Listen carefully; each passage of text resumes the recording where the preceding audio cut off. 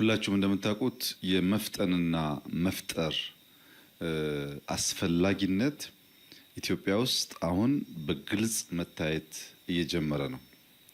በሀገር ደረጃ በሺህ የሚቆጠሩ ፕሮጀክቶች አሉ።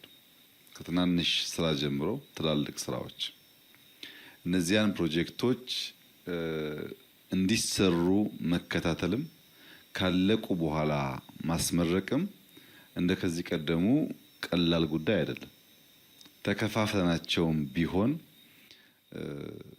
ማስመረቅ በራሱ ራሱን የቻለ ስራ እየሆነ መጥቷል። በጣም በርካታ ፕሮጀክቶች እንድናስመረቅ ጥያቄ ይቀርባል። ግን ከፕሮግራም መጣበብ ጋር ተያይዞ እንቸገራለን። ግድብ ብቻ ብንወስድ በቅርቡ ሶማሌ ክልል አስመርቀናል፣ ህዳሴ አስመርቀናል፣ ወልመል አስመርቀናል።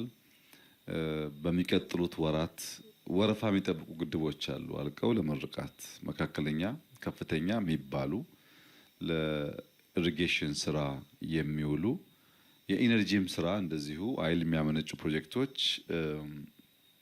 ያለቁ ምርቃት የሚጠብቁ አሉ።